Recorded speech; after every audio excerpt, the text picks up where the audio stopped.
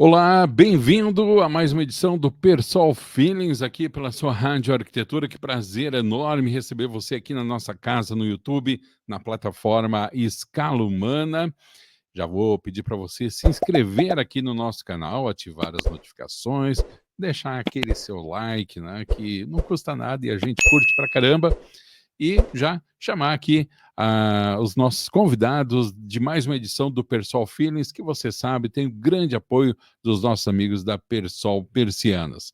Hoje, programa mega especial, vamos fazer em formato online e, é claro, né, já vou colocar aqui na tela, primeiramente, para conversar com a gente, a nossa querida Fran, lá da Persol, que hoje está lá na Persol. Tudo bom, Fran? Tudo bom, Alexandre? Bom dia, boa noite, boa tarde, né? Conforme o pessoal aí estiver nos assistindo. Muito bem. Eu estou devendo uma visita nesse teu ambiente aí, né, Fran? Pois é, né, Alexandre? Estamos te aguardando aí antes que acabe o ano. Olha, vai me dar puxão de orelha ao vivo. É que ao vivo não, gravado, né? Mas vou aí tomar um café, que aliás, tu me prometeu que teria um café quando eu fosse aí, lembra? Exatamente. Estamos Em troca do chá. Em troca do chá que eu te dei. Isso mesmo, né? Super atencioso aí, me salvou num dia de mal-estar.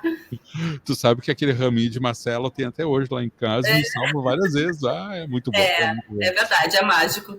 É mágico. Minha querida Fran, olha só, hoje a gente vai ter uma conversa muito bacana, muito legal, com uma convidada muito especial que eu já conhecia pelas mídias, né? E hoje a gente vai ter a oportunidade de conversar com ela, a Mônica Santos, ela que é aqui do Rio Grande do Sul, né?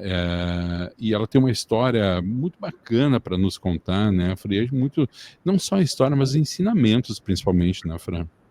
Com certeza, Alexandre. Também, né? Ainda não tive o prazer de conhecer a Mônica pessoalmente, mas acompanho o trabalho dela também pelas mídias aí, admiro muito e tenho certeza que vai ser maravilhoso ela compartilhar conosco aí sobre a experiência dela, a história de vida, o trabalho que ela também desenvolve. E também o esporte que ela pratica, Fran. Eu fico assim entusiasmado, porque assim, ó, num país onde o futebol é o maior esporte, a gente vê as pessoas praticando outros esportes, senão o futebol, e aí o esporte que ela escolhe é fora da curva, cara. É inusitado. E é legal pra caramba. Então eu já começo assim, admirando essa pessoa e trazendo aqui para conversar com a gente a nossa querida Mônica Santos. Olá, Mônica.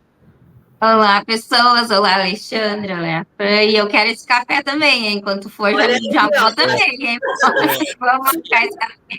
Super convidada, Mônica. Vai ser um prazer te receber. Boa. Mônica, que prazer te receber, que alegria poder conversar contigo. Tu tens uma história de vida maravilhosa e, como eu falei para a Fran, não só a história, né, Mônica, mas tudo que tu tirou e tudo que tu transformou essa história. Então, que prazer conversar contigo, viu? Prazer meu, Alexandre, estar podendo aí contribuir um pouquinho aí com vocês também. Muito bem. Bom, vamos começar a conversar, então, contando um pouquinho aqui da Mônica e falando finalmente o que é esse esporte, que eu estou curiosíssimo, né? A Fran, cadeirante, praticante de esgrima. Cara, como é que tu foi escolher esgrima? Aliás, eu te chamo de Mônica ou te chamo de Mônica Monstrinho? O que tu prefere? Ah, daí então. Qualquer um, porque agora já estou acostumada com a Mônica Monstrinha, né? No começo eu não gostava e hoje é minha rede social, então seguimos. Tu não gostava, daí que pega, né, Mônica? É, bem isso. Como é que foi essa tua entrada? Conta um pouquinho primeiro assim da tua história. Eu acho que a gente não precisa se concentrar tanto, né, nessa, mas é bom para a gente contextualizar, né, a tua história de vida, como tu chegaste na esgrima, e depois a gente vai para os projetos que hoje tu realiza, tá? Então, eu sou a Mônica Santos, sou atleta, né, de esgrima em cadeira de rodas há 14 anos, mas aos meus 19 anos eu escolhi me tornar cadeirante. Aí, como assim tu escolheu se tornar cadeirante? Eu estava com 5 semanas de gestação e parei de andar. Acordei de manhã, tentei levantar e não consegui. E no final de semana, busquei apoios médicos aqui em Santo Antônio da Patrulha, onde eu moro, e não tinha muitos recursos. A gente começou a fazer alguns exames laboratoriais, mas não tinha um diagnóstico. Então, no final de semana, eu fui para Porto Alegre, para o Hospital da PUC, onde eu abaixei, e comecei a fazer vários exames para saber o porquê que eu tinha parado de andar da noite para o dia. E o primeiro exame foi o exame de sangue, e eu descobri que eu estava grávida. Não sabia ainda. Aí para mim foi uma felicidade só, porque eu vinha praticando, vinha querendo muito, mas sempre fazia o teste e nunca dava positivo. E aí eu estava com 5 semanas de gestação, porém a gente não descobria o que estava acontecendo que fez com que eu parasse de andar da noite para o dia. E tinha alguns exames que eu não podia fazer, só com 4 meses de gestação. Então, eu fiquei abaixada no hospital por 3 meses para poder fazer alguns exames mais específicos que não prejudicassem a neném. E com 4 meses de gestação dela, eu descobri que eu tinha um angioma medular. Um caso muito raro, uma variz que cria na coluna, e eu tinha isso desde nascença, essa malformação, porém eu nunca tive nada, eu nunca tive dor, até hoje, graças a Deus, tem dor, alguma coisa diferente, simplesmente eu acordei e não consegui levantar. E foi por conta da gestação. Isso ia acontecer ou na menopausa, ou na gestação, ou naqueles anticoncepcionais que tu toma e não menstrua. Então, assim, não tinha como eu saber adivinhar. E aí veio a opção, né, de estar interrompendo a gestação para poder estar fazendo a cirurgia e voltar a andar. Só que dentro de mim não existia essa opção dentro de mim. Eu queria muito ter a minha filha e numa conversa com Deus eu entreguei a minha filha para ele e disse: cuida que ela primeiro é tua, para depois ser minha. E no momento que eu entreguei a Deus a minha filha, mesmo ali estando ainda no meu ventre, eu me senti aliviada com a minha escolha. Então, assim, assumi todas as responsabilidades, todos os riscos, vim para casa em repouso absoluto, porque os médicos acharam que a gente vinha a óbito até o 5º mês. Então, foi bem complicado, assim, eu não pude ter cadeira, eu andava numa cadeira de escritório, daquelas de 3 rodinhas, puxando e me levando para o banheiro e fazendo uma refeição na mesa, o resto era sempre deitada. E aí eu tive uma perda, eu perdi o meu pai de acidente, e na missa de 7º dias dele eu passei mal, e aí estourou a bolsa, e eu fui abaixar no hospital para tentar ganhar a Paola. E graças a Deus eu ganhei a Paola de 8 meses, cesariana, e, assim, perfeita. Foi uma felicidade só, né? Só gratidão a Deus por ter me dado a minha filha com saúde, né? Que é o que eu pedi e queria muito. E aí, 1 mês de vida da Paola, eu tirei o mamar dela, que foi uma parte bem difícil, assim, tirar o mamar dela num final de semana, de sexta para segunda-feira, e fazer uma cirurgia que as minhas chances da cirurgia era ficar tetraplégica, então eu só ia mexer do pescoço para cima, ou eu vinha a óbito.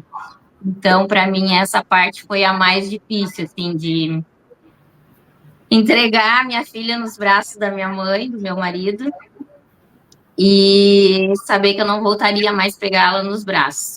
E aí acabou as minhas cartas, que eu disse, não, eu já tinha pedido para Deus que a minha filha nascesse com saúde e que tivesse que acontecesse comigo, então eu não me sentia mais no direito de estar pedindo para ele a minha vida de volta, né? E aí entreguei a minha filha para minha mãe, disse para ela dar os mesmos princípios que ela me deu, a mesma criação que ela me deu, do eu te amo, do abraçado, fazer uma oração, porque eu acredito que foi isso que me deixou sempre segura, né? Sempre tendo esse alicerce. E aí fui fazer a minha cirurgia, durou 12 horas a minha cirurgia, veio muitos médicos de fora, e graças a Deus, depois de semanas, que foi criando o líquor da coluna novamente, e aí veio o milagre de eu ter ficado só paraplégica.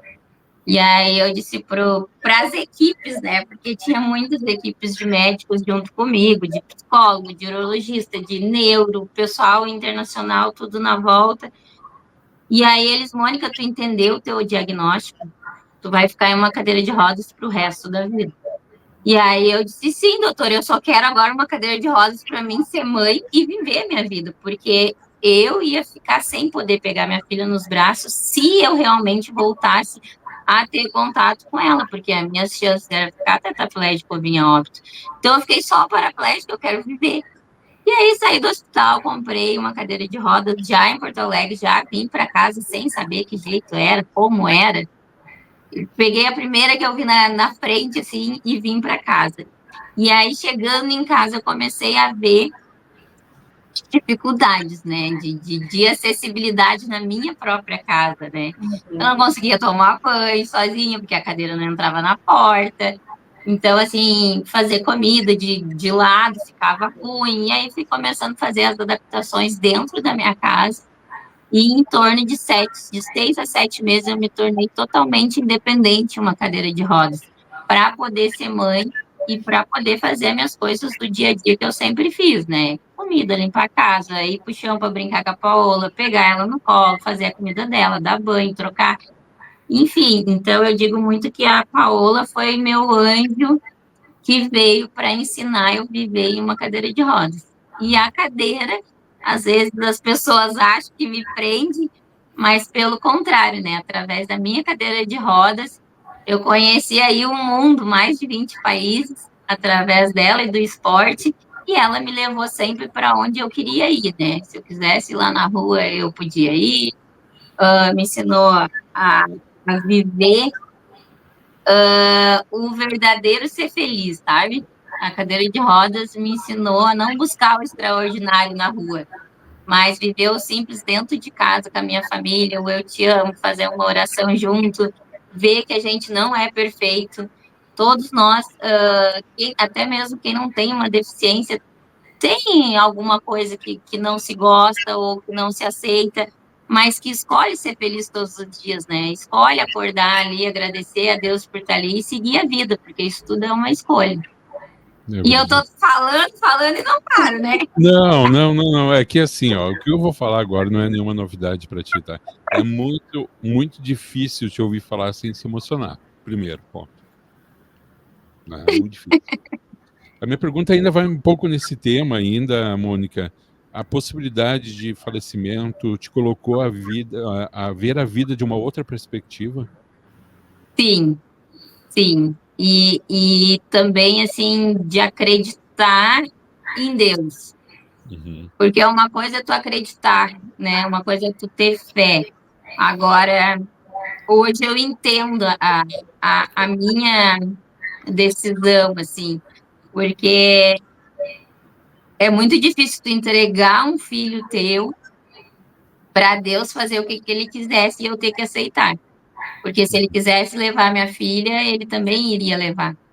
Uhum. Eu tive, né, a bênção dele deixar minha filha nascer com saúde, mas eu também tinha entregado para ele fazer o que quisesse.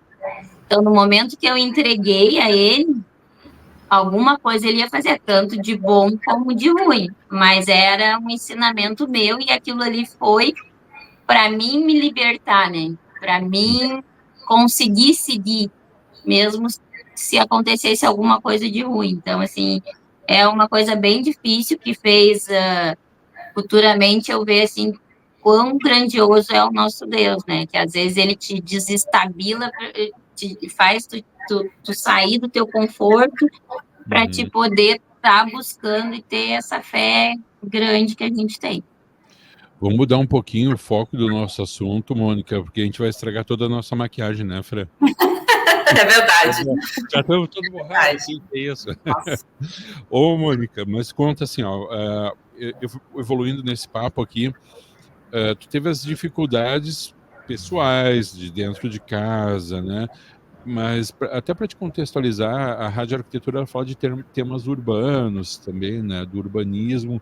Como foi isso para ti? Tu sentiu também essas dificuldades fora de casa, por exemplo, acesso a lugares públicos, calçadas? Como foi essa adaptação para ti? Aqui em Santo Antônio eu não conseguia ir na prefeitura, que é o principal órgão, né, da cidade. E quando eles tentaram fazer uma adaptação, eles fizeram por uma lateral que eu entrava por trás da prefeitura. E aí eu falei para eles, e eu não tinha acesso ao gabinete do prefeito. E a minha primeira briga foi aí, eu fui na prefeitura e disse, olha, eu quero ter acesso ao prefeito, eu voto, eu pago meus impostos, então eu não quero entrar escondida, eu não quero que tu desça aqui para falar comigo as escadarias, eu quero ir até o teu gabinete. E aí, futuramente, eles fizeram uma rampa de acesso e ainda colocaram um elevador dentro da prefeitura. E assim, ocorreu com várias lojas, mercados, farmácia, todos os lugares que eu consumi, que eu já era cliente, eu fui e bati na porta para pedir acessibilidade. E isso eu cobro muito das pessoas com deficiência. Porque se nós não sairmos na rua e bater lá na porta e dizer, pô, meu dinheiro tem o mesmo valor que o da outra pessoa que anda. Por que eu não posso entrar no provador de roupa para ver minha filha experimentar roupa? Por que eu tenho que levar para casa para mim experimentar em casa e depois ter que voltar para trazer? Né? Então, se meu dinheiro tem o mesmo valor e tu quer que eu continue sendo tua cliente, eu quero acesso. Então, foi um trabalhinho de formiguinha, assim, que eu consegui modificar a cidade aqui de Santo Antônio, assim, em alguns lugares, porque a gente sabe também que tem alguns lugares que é patrimônio histórico, que não tem como mexer. Então, a gente também tem que entender essas coisas. E cobro bastante a fiscalização, né, de novos empreendimentos que estão saindo, de novos prédios, de ruas que eles estão arrumando. Eu tento sempre estar de olho, assim, e dar uma cutucadinha. A Mônica é uma pessoa chata, mas que busca aí ter um pouquinho de acessibilidade aonde eu moro. Eu não troco a minha cidade por outra e eu quero me sentir no direito de ir e vir aonde eu escolhi morar. Então... E tu acha, desculpa te cortar, mas tu acha que, por exemplo, tu, por ser uma pessoa, uma personalidade, né, na tua cidade, no estado, ter uma projeção nacional e até internacional, facilita essa tentativa de adaptação junto ao órgão público? Quer dizer, se fosse uma outra pessoa que usasse cadeira de rodas, teria o mesmo poder que a tua voz tem? Com certeza, porque essas adaptações, na minha cidade, eu busquei antes de eu me tornar a Mônica atleta. E é bastante tempo, né, Mônica, que hoje até, como falaste, né, acho que existem mais leis, mas quando tu começaste lá atrás, ainda não tinha muito. Na frente da minha casa era estrada de chão. Para mim, sair com a cadeira era quase impossível. E mesmo assim eu saía, eu fazia vídeo, eu levava na prefeitura, eu quero um calçamento, eu quero um asfalto, eu quero alguma coisa para eu poder sair de dentro da minha casa. Então, assim, eu acho que é muito da tua força de vontade também de buscar a acessibilidade, né? E aí é onde eu culpo bastante pessoas com deficiência, que elas preferem... Não é errado ficar em casa, mas até quando tu vai conseguir? Né? Hoje a gente tem um monte de tecnologia, de ligar, de trazer, do pessoal trazer e tudo em casa. Mas há 21 anos atrás a gente não tinha isso aí. Sim. Né? A gente tinha que ir nos locais, a gente tinha que buscar. Eu até hoje gosto de fazer rancho, eu gosto de ir no mercado e encher meu carrinho. Ah, tá podendo, hein, Mônica, encher o carrinho. Não, né? Mas sabe, o feijão e o arroz não é caro, as guloseimas ali que é o que é caro. Vamos comer feijão e arroz que dá certo. Mas, assim, é buscando mesmo, e eu não vejo essa diferença, assim, porque a Mônica atleta não deixa de ser a Mônica real. A Mônica do dia a dia, a Mônica mãe, a Mônica que faz compras, a Mônica que vai usar uma roupa, que precisa comprar uma medicação. Então, assim, todos nós devemos lutar pela acessibilidade. Porque, assim como eu, ninguém sabe quando vai precisar, né, de algum equipamento. Tu pode quebrar uma perna e ter que usar uma muleta. Tu pode ficar mais gordinho e não passar numa roleta. Tu pode estar com uma mala e não conseguir subir uma escadaria. Tu pode ser uma pessoa mais velha e precisar dessa ajuda. Então, assim, não é apenas para a pessoa com deficiência, mas no geral da sociedade. Sim. Tudo isso que aconteceu, essa mudança aconteceu quando tu tinha 19 anos de idade. Antes disso, Tu já tinha alguma ligação com o esporte, Mônica? Tu já praticava alguma coisa ou isso aflorou depois? Sim, assim, eu tive uma infância bem feliz, bem interior, andando de cavalo, tomando banho em rio, eu ia para a Santo escola às vezes Antônio, final né? de ano, Santo e Antônio, morava bem no interior, comendo rapadura. fazia cola, o tenaz com farinha de trigo e aguinha para poder colar as coisas, né? Adoro um cuscuz com ovo, com linguiça, enfim. Mas, assim, gostava muito de jogar taco com lata de azeite, andar de perna de pau de taquara. Nossos brinquedos era todo feito de madeira, espiga de milho, era a minha boneca. Então, assim, eu venho de uma família bem humilde, assim, e que teve aproveitar a minha família, assim, era tão rica e não em dinheiro, mas tão rica de, de coisas verdadeiras, né? Do amor, da fé, de estarmos unidos. Cansei de apanhar, de levar vareta nas pernas, mas eu era meio difícil. Mas, assim, eu sempre tive o abraço, eu te amo, né? E aí eu gostava de fazer futebol. Todo Uhum. sábado a gente jogava futebol na minha casa. O pessoal aos arredores, né? Aos arredores era 2, 3 quilômetros, mas o pessoal vinha a cavalo para a gente jogar e tudo mais. E depois que eu casei, que eu vim morar na cidade, eu tinha um pátio grande. E aí, todo sábado, as mães com seus filhos vinham jogar futebol comigo no pátio e cada um trazia uma coisa e a gente fazia tipo um piquenique. Então, era a diversão das mães e das crianças. E isso aconteceu e ainda continua acontecendo. Às vezes eu participo no gol, que nem eu digo, sentada lá entre dois chinelos e fico tentando ser a goleira. Mas, assim, a gente se diverte bastante e é um momento que a gente vive ali com as crianças, né? Agora faz 2 finais de semana. Faz 2 anos que a gente fez carrinho de mão para descer lomba aqui, né? Carrinho de lomba. E aí a pessoa que tentou descer, o marido saiu a mil atrás tentando catar ela porque não conseguia frear o negócio. Mas, assim, resgatar essas brincadeiras antigas, que não vou contar a minha idade, né? Mas, né, quem já passou dos 40 aí, como a gente tinha brincadeiras saudáveis que a gente não passa para os nossos filhos hoje. E aí, depois de 2 finais de semana, eu não consegui ficar na cama até mais tarde nos domingos. Porque teve muitos pais que fizeram carrinho de lomba e vieram dar aqui com suas crianças. Então, assim, isso é muito bom, sabe? Isso é tu revive de novo a tua infância e tu mostra para os teus filhos que não é só o celular, videogame, ficar trancado dentro de um quarto, né? E tu, Fran, o que tu tem de infância para nos contar? A Fran tem cara de que foi comportadinha, Fran. Apartamento? Ô, Fran, tu é de apartamento, Fran? Nada, eu tinha 9 primos. Eu sou a mais velha, eu era líder da gangue, né? Nós tínhamos todos 1 ano de diferença. Então meu avô tinha campo, na época a gente chamava de campo, não era uma chácara, era um campo mesmo. Lá em Casusa Ferreira, perto de São Francisco de Paula. E a gente ia para lá, andava a cavalo, andava no meio do milharal, tomava banho de açude, andava de cipó. Eu me lembro dessas coisas todas também. Assim, família de origem italiana, por um lado, então, assim, muito, muito agregadora até hoje, né? A gente sempre se reunindo na casa da avó, que está já com 90 e tantos anos, o vô 95. Que bênção. Brinquei muito também na rua, me ralei, tenho as pernas marcadas. É uma coisa muito boa, né? E é o que acho que a gente também tenta promover para os nossos filhos hoje, né? Que eles também tenham esse contato aí com o ar livre, com a criatividade, de inventar coisas. Sim. Uma época muito especial. Hoje vem tudo muito prontinho, né? Não tem muito espaço para criatividade, né?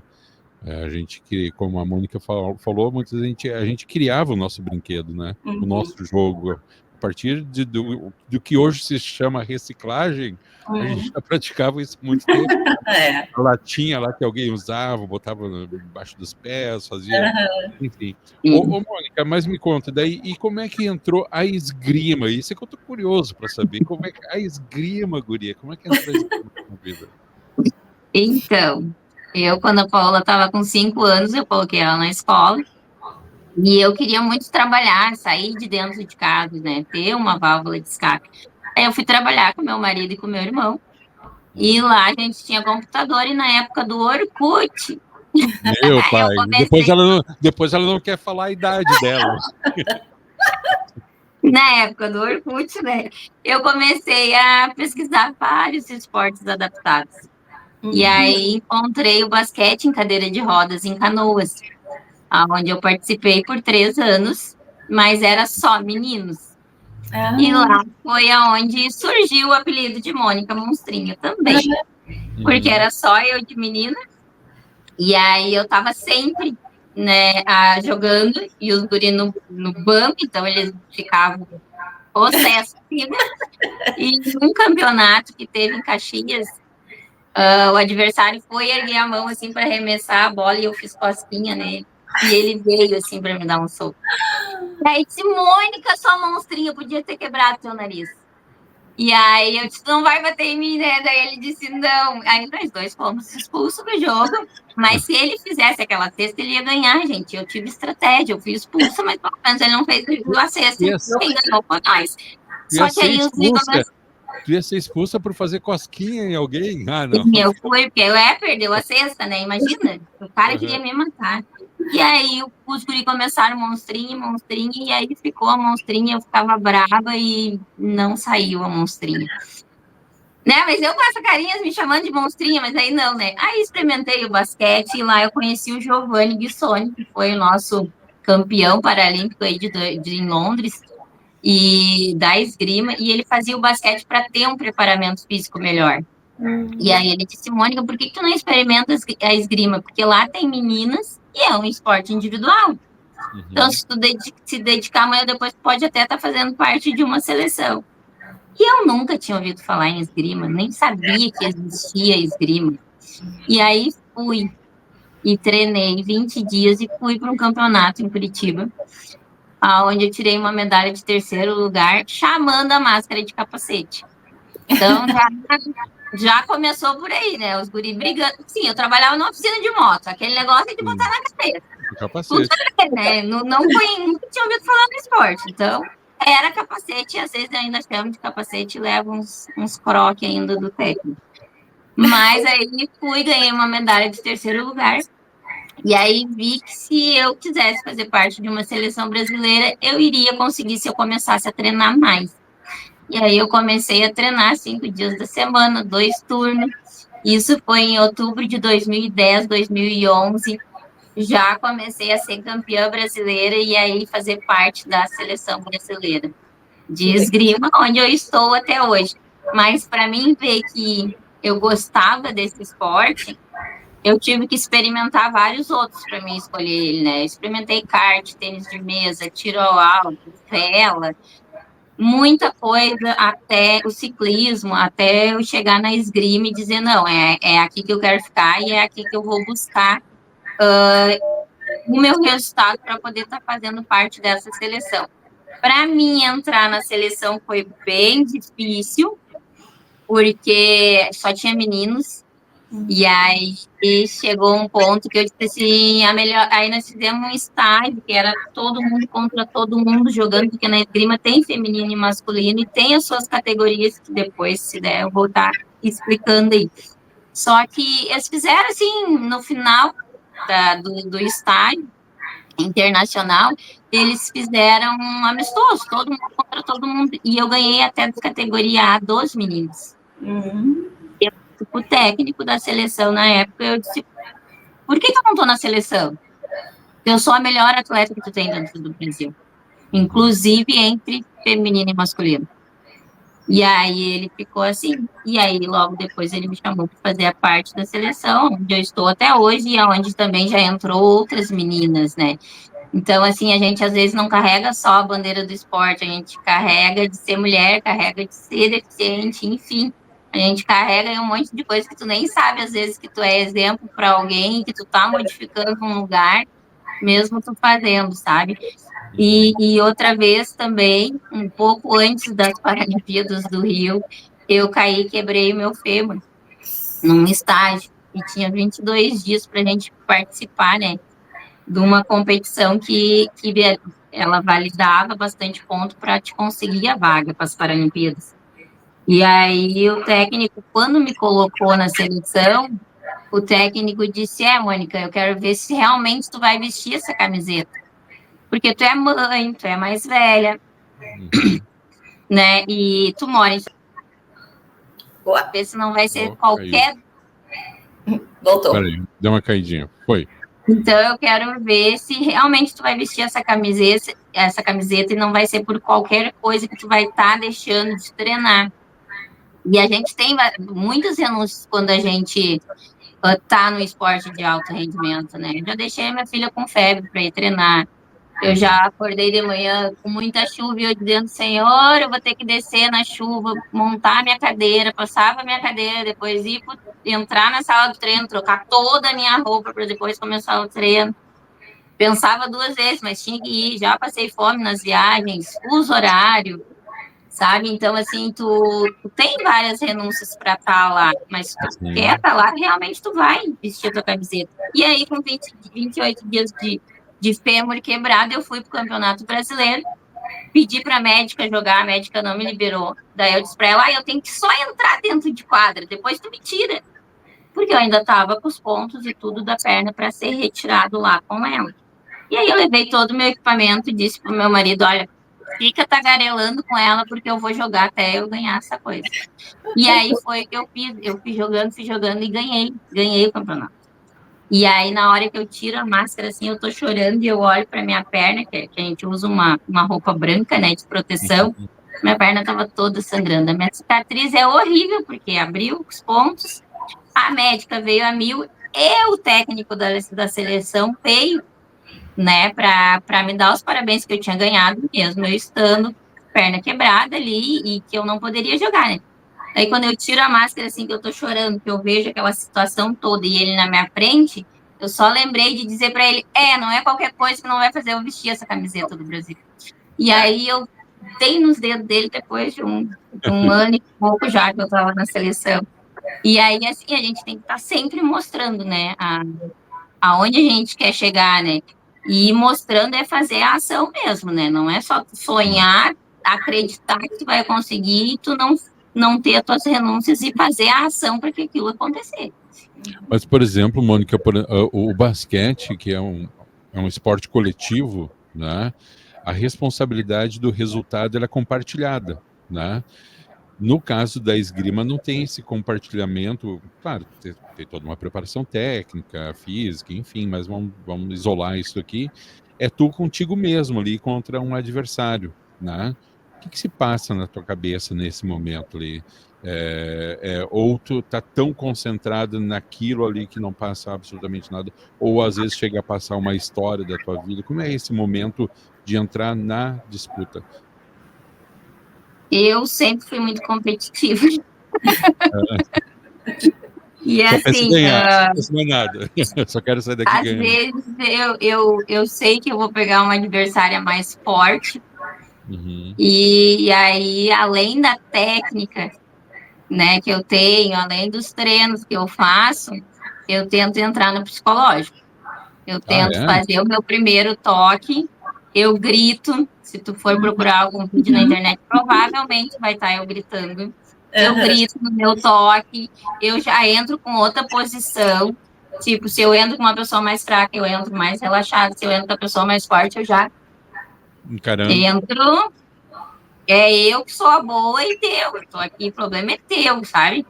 Tu que tem a obrigação de ganhar de mim. Então, assim, muitos jogos eu já ganhei psicologicamente. E muitos jogos, claro, com técnica, tendo ali para encaixar, porque se a pontinha não acender lá, não vai ser ponto. Não adianta tu entrar na mente dela. Mas a questão de vibrar mesmo no toque, de deixar ela, eu sou a boa, tu que é a ruim. A obrigação é tua. E às vezes até antes do jogo, sabe? A pessoa chegar em mim e dizer, eu e tu. E a obrigação é tua de ganhar, né? Então vamos lá. Que pressão, cara. Dá uma intimidade. Um sorriso bem, mas a palavrinha ali. E tem que usar com todas as armas que tu tem, né?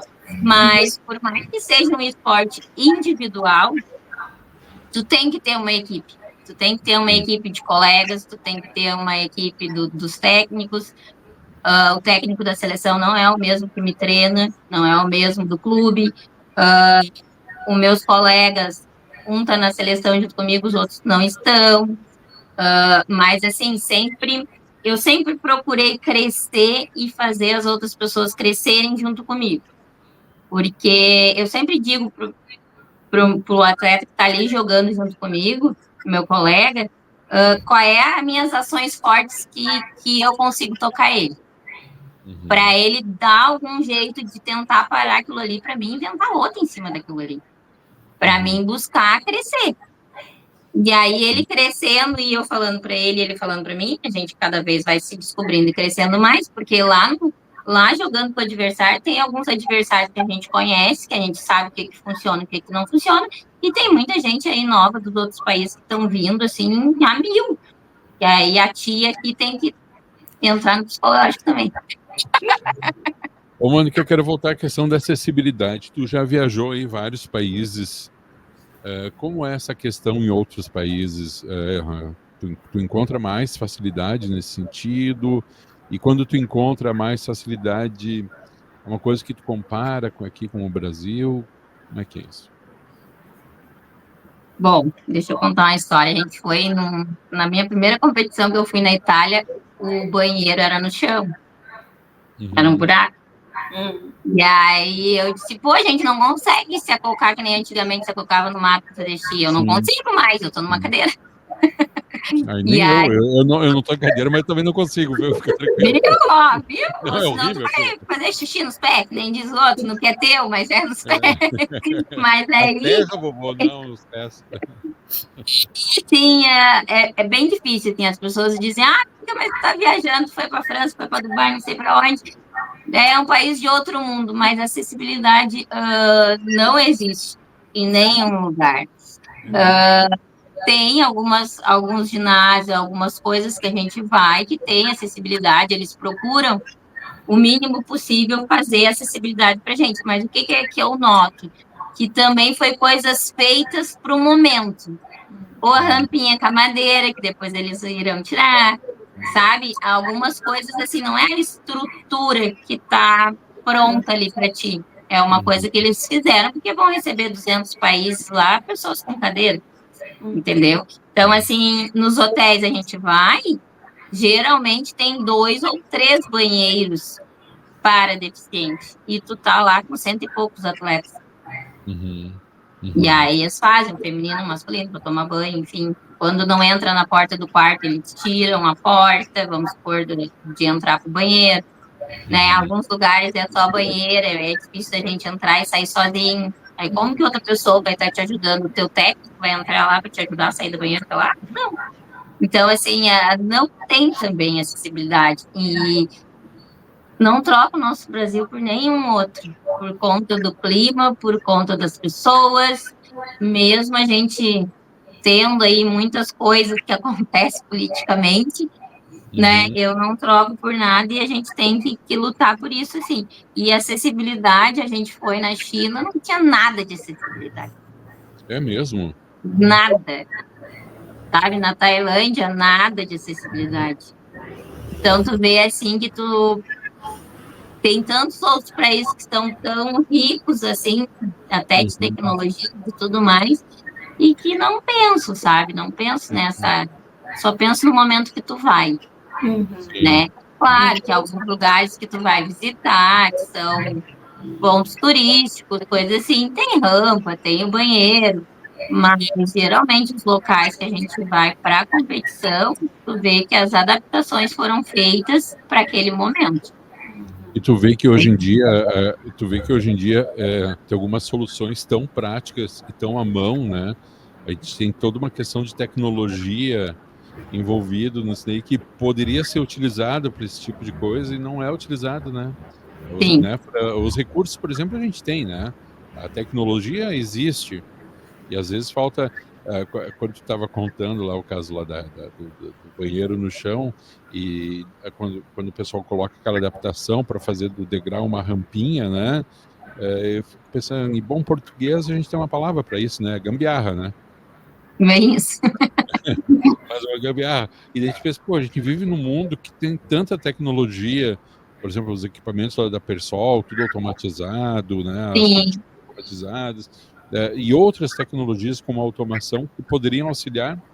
Às vezes falta um pouco de visão também, né, Mônica? Muito, muito. O pessoal não pensa na acessibilidade. E também um pouco porque não vê as pessoas que precisam dessa acessibilidade. Porque por que eu vou gastar para fazer um negócio se ninguém vem aqui? Mas tu não acha, Mônica, que isso tem a ver com aquilo que tu falou lá no comecinho da nossa conversa? Tem muita gente que se recolhe em casa, porque o número de pessoas que precisam de acessibilidade é muito grande no Brasil. Só que se essas pessoas ficarem em casa, muitas vezes não se enxergam essas pessoas também lá. Sim, eu falo por mim, assim, aqui em Santo Antônio, eu não via outro cadeirante antes de eu me tornar cadeirante. Depois que eu me tornei cadeirante, eu comecei a ter a visão de ver outro cadeirante. E aí, se tu não tem esse contato, um parente, um amigo, um conhecido, te passa despercebida essas coisas, entendeu? Porque, querendo ou não, a gente é a minoria que está na rua. Não é a minoria que tem deficiência, mas é a minoria que está na rua. Exatamente. Porque hoje, se tu for ver, a gente, 70% das pessoas do nosso país tem uma deficiência, tem uma limitação. Então, assim, é muita gente. Só que essas pessoas não saem. Os pais e as mães também tentam super proteger muito, assim, né? Sim. Não lembrando que pela lei da vida, uma hora eles vão partir e essas crianças vão ser adultos, né, que não conseguem sobreviverem sozinhos. Então, assim, a gente tem, como é que eu vou te falar? A gente tem autonomia, a gente tem tomadas de decisões, a gente tem, né, uma cabeça boa, o porquê também não buscar essa acessibilidade na rua, né? O porquê não ser uma dona de uma empresa, o porquê não ser o chefe lá, por que a gente não busca ocupar esses espaços de empresa, de trabalho, de escolas, porque a gente às vezes acaba ficando também no coitadismo, no mais fácil, porque é bem mais fácil eu ficar em casa, fazendo a minha comida, lavando a minha roupa, limpando a minha casa, que é o que eu continuo fazendo mesmo indo todo dia para Porto Alegre. Mas seria mais fácil, eu teria mais desculpa para mim ficar em casa. Mas aonde eu quero chegar? Qual é o meu objetivo? Como que eu vou ser exemplo para minha filha? Não tá errado ficar só em casa, beleza? Mas eu quero ser algo mais. Eu quero que a minha filha cresça, tá fazendo faculdade agora, fazer a faculdade, ter um lugar de destaque no trabalho. Então, assim, não é muita coisa que a gente fala, é o que a gente é dentro de casa, é o nosso exemplo. Então, aonde tu quer chegar? Quem é que tu quer ser para as pessoas que estão ao teu redor? Sim. A independência e manter-se sempre ativas são valores inegociáveis para ti, Mônica? Sim. Sim, por conta da minha qualidade de vida também. Porque se eu não estiver bem, como que eu vou ser uma estrutura, às vezes, quando o meu marido precisa, né? Quando que eu vou ser a base para minha filha? Como que eu vou estar indo pelo caminho certo se eu não estiver bem comigo mesmo? Então, assim, eu tenho que cuidar da minha caixinha para depois eu conseguir cuidar deles. E o esporte, e estar em movimento, e aceitação, né, é o que mais me movimenta, o que mais me move, assim. E penso primeiro em mim. Ah, mas tu é egoísta. Não sou egoísta. Eu penso em mim primeiro, para depois pensar nos outros. Tem o chocolate. É um pedaço, filha, mas quem deu o primeiro mordido foi eu. Então, assim, não é tu ser a egoísta, mas é tu ser a forte para te ser a estrutura depois deles. É a história da máscara de segurança no voo, né? A gente precisa estar bem para poder ajudar quem está do lado, né? Colocar em cima. E, Fran, assim, as pessoas para estar bem, hoje em dia, a gente está muito difícil. Psicologicamente também falando. Porque eu não tenho curso, eu não tenho nada, eu só tenho a minha experiência de vida, assim, e tudo que eu já vivi. Mas, assim, as pessoas estão numa fase que só querem rede social. E aquilo ali não é vida real. Vida real é estar descabelado, estendendo roupa aqui de crocs, que nem eu tô hoje. Só tô arrumando a cintura pra cima, da cintura pra baixo. Eu tô de leque, tô de crocs aqui. Então, não, assim, não quero dizer nada, eu tô de bermuda, é vida real. É vida real. E as pessoas querem viver o irreal. Querem ter o corpo perfeito, querem ter o carro do ano, querem ter a melhor casa, a minha família não briga. Não é isso, é vida real mesmo, sabe? Então, é a pessoa mesmo se aceitar do jeito que é. Ah, tem uma coisa para mim fazer? Beleza, eu vou fazer. Né? O Alexandre aí, academia, querendo emagrecer, né, Alexandre? Mas não basta só eu querer. Tu tem que fazer a ação, tu tem que ir para academia, tu tem que trocar a tua alimentação. Mônica, olha só, eu vou ter que ir lá na academia hoje, porque eu paguei 3 meses adiantado e não fui. Eu quero... Não faz 3 meses que eu não apareço lá. Eu quero saber por que não está dando resultado, pô, se eu paguei. Se é a tua motivação pagar, de repente tu tá vendo o lado errado. Eu paguei adiantado para mim, mas assim, se tu não acordar de manhã e não conta até 3, levanta e vai. Depois você vai ver, mas foi. Vai sem pensar, né? E, Mônica, mas e assim, tu não acha, por exemplo, que o esporte, porque a gente vive assim, isso que tu falou, tudo verdadeiro, questão de tantos males hoje sociais, né? E às vezes até um distanciamento, né, das pessoas por conta das redes, porque eu concordo 100% contigo. Em muitos aspectos a gente acaba vivendo uma vida que não é a vida real. E cometendo algumas coisas nessa vida virtual que tem reflexo na vida real também. Né? Mas tu não acha que o esporte é um remédio para grande parte desses males aí? Sim, eu acho sim. Que o esporte tira a criança da rua, não deixa a criança ir para as drogas, e é uma qualidade de vida, né? Eu acho que deveria ter em todas as escolas vários esportes para as crianças ver o que gostam, se vão seguir ou se não vão. Os pais, antigamente, quantos quilômetros eu andava para ir na casa de um vizinho fazer merengue? Para jogar futebol, para subir na árvore, para colher no cinamão, para colher as bolinhas, para tentar matar os passarinhos de funda. Então, assim, a gente fazia uma atividade física que a gente não sentia. Tá muito monótono, vou botar minha filha no balé, vou botar na aula de computação, na aula do inglês, mas aquilo ali te cansa a criança, cansa o adulto. Tu quer coisa da rua, tu quer... Pô, eu moro num apartamento com... Não tem, vai numa pracinha, vai numa grama, vai lá no Guaíba, na orla, não sei, vai fazer alguma coisa ao ar livre com seus filhos, com as suas pessoas. Mas aí entra a questão, né, voltando lá, né, da aceitação, de tu escolher o que tu quer, aonde que tu quer chegar daqui a um ano, qual é o teu objetivo. É acordar de manhã e contar até 3 e ir. Porque se tu não fizer a ação, tu não vai ter o resultado. Não vai ser milagre de perder peso, não vai ser milagre eu ganhar uma medalha de ouro. Não vai ser se eu não treinar, se eu não me dedicar para aquilo ali. E assim, no momento que tu não goste de alguma coisa que tu não gosta, não é o que os outros pensam que os outros estão falando. No momento que tu não gosta e tem como tu mudar isso, o porquê que tu não vai tentar mudar? O porquê que vai ser mais forte tu tomar Coca-Cola do que tu tomar água? O que tá te levando a isso, né? E no momento que tu não pode mudar, vamos supor, eu queria estar andando. Né? Eu queria estar andando, nunca pedi para Deus para mim voltar a andar.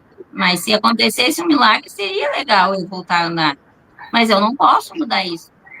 Então, eu vou escolher ser feliz. Estar na cadeira de rodas. O meu corpo mudou totalmente com 19 anos. Eu fui mãe, eu fiquei barrigudinha, eu não tenho musculatura, 4 dedos acima do umbigo para baixo. Então, eu fiquei barrigudinha, minhas pernas pararam de funcionar, mas aí eu não vou sair na rua porque os outros ficam pensando, ai, coitadinha da Mônica, ai, ela tá mais gordinha. O que importa é o meu marido aguentar meu peso. Boa. Né? E eu sair na rua e ser feliz, né? Meu marido ainda tá bom. Então, assim, é realmente a tua aceitação. E se eu posso mudar, e eu quero mudar, eu ir para ação para conseguir chegar à realização. É bem isso, assim. E aí, assim, ó, não é difícil. É decisões. No momento que tu aprende a decidir, a dizer não e dar prioridade a ti, nada mais vai te impedir de chegar no teu objetivo. Tem um ditado que disseram para mim que é um ditado de gringo, né? Não sei, a Fran pode dizer se é ou não é, mas que diz assim, ó, que a melhor oração é aquela que a gente faz com as mãos no cabo da enxada. Ou seja, ora, mais trabalha, mais faz. E só orar não vai dar resultado nenhum, né? Bom, meninas, a gente está indo quase para o final, mas antes disso, Mônica, eu queria que tu contasse aí para nós qual a tua atuação em projetos voluntários, que eu acho uma coisa muito bacana a gente conversar sobre isso. E também, não sei se vai dar tempo, mas se quiser falar, tu disse que ia falar sobre as divisões lá que tem no esporte.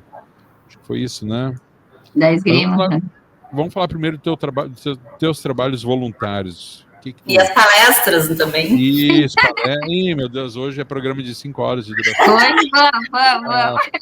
Alô, não, assim, eu faço palestras Eu faço palestras para estar tendo uma renda maior, né, pelo meu deslocamento de Santo Antônio todos os dias para Porto Alegre. Então, eu tenho um gasto muito grande de combustível e pedágio. Então, eu faço as palestras, bate-papo e tudo mais, roda de conversa, enfim. Mais para custear os meus gastos do esporte, né?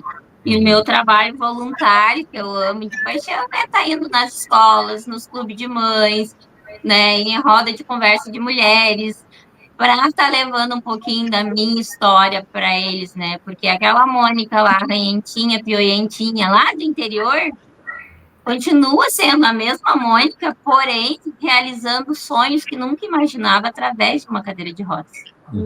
Então, assim, eu tento levar um pouquinho da minha história vivida, né, para essas crianças humildes, para eles acreditarem em sonhos, acreditarem que pode sim ser alguém futuramente e que são pessoas que são amadas, às vezes são abandonadas pelos pais, mas tem ali a avó, tem Deus que escolheu, né, eles, porque a gente não é igual a ninguém, Deus nos escolheu, né? Portanto, a gente tem a digital que ninguém no mundo mais tem. Então, como a gente é amado, né? E às vezes a gente não dá valor para isso. Então, eu tento plantar uma sementinha, né? Deles terem o melhor amigo deles, que é Deus, que saberem que tem alguém que ama eles, e também de força, de garra, de princípios, de não deixar, né, se levar pelas coisas ruins, porque as coisas boas dão mais trabalho, mas que sim, tu consegue chegar no objetivo que tu quer, né? E eu tento levar isso aí para todo mundo. Vou nas APAES, nos clubes agora que está tendo bastante também associações de síndrome de Down e de autismo, que está em alta bastante. Então, assim, eu procuro fazer esse trabalho voluntário entre os meus treinos e as competições. Mas é uma coisa minha, do meu coração, que eu possa estar sendo exemplo para outras pessoas, né? Então, porque a gente é exemplo dentro da nossa casa, na rua e para todos, né? Às vezes a gente é exemplo para alguém que a gente nem sabe, e não é por ser a Mônica atleta de alto rendimento, é por ser a Mônica mesmo, pioentinha ranhenta lá do interior, sabe? Levando a minha essência, né? Que eu acho que é o que as pessoas procuram mais hoje, né, Mônica? Dentro daquilo que a gente estava falando, eu acho que hoje tu ser verdadeiro nesse mundo, e verdadeira com suas qualidades, seus defeitos, porque isso é o que nos torna humanos, né? Não seremos máquinas perfeitas, né? Isso que nos torna humanos, e expor isso e de uma forma consciente, fazendo com que, mesmo querendo ou não, a gente seja exemplo, seja como atleta, como pessoa, como mãe, como pai. Acho que isso, de certa forma, já justifica a nossa passagem por aqui, né? A nossa contribuição. Ó, caiu, vai voltar. A nossa contribuição, né? Principalmente na educação, né, dos nossos filhos. Muito bem, meninas, estamos indo para o final, Fran.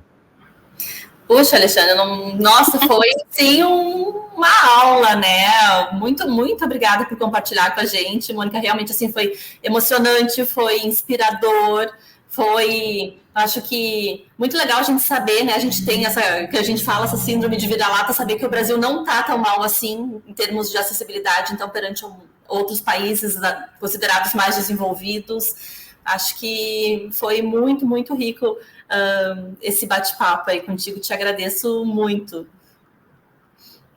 Eu que agradeço pelo espaço, poder estar contando um pouquinho aí da minha história.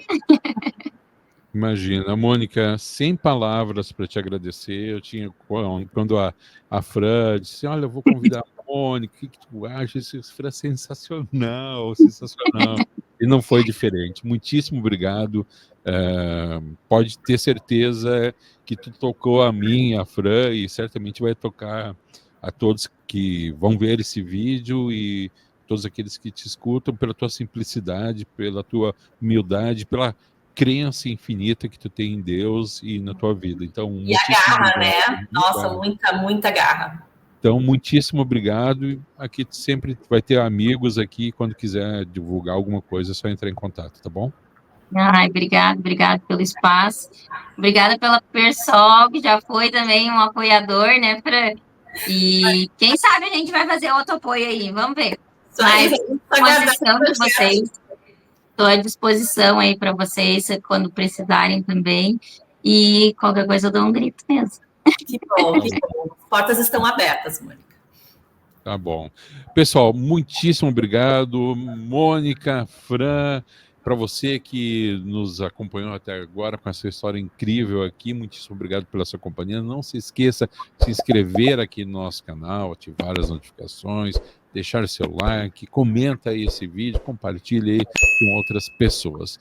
Um grande abraço, meninas, um bom final de semana, porque para nós é sexta-feira, para quem está nos assistindo agora na segunda, só lamento, né? Vai ter a semana toda pela frente, a gente vai aproveitar agora o finalzinho de semana.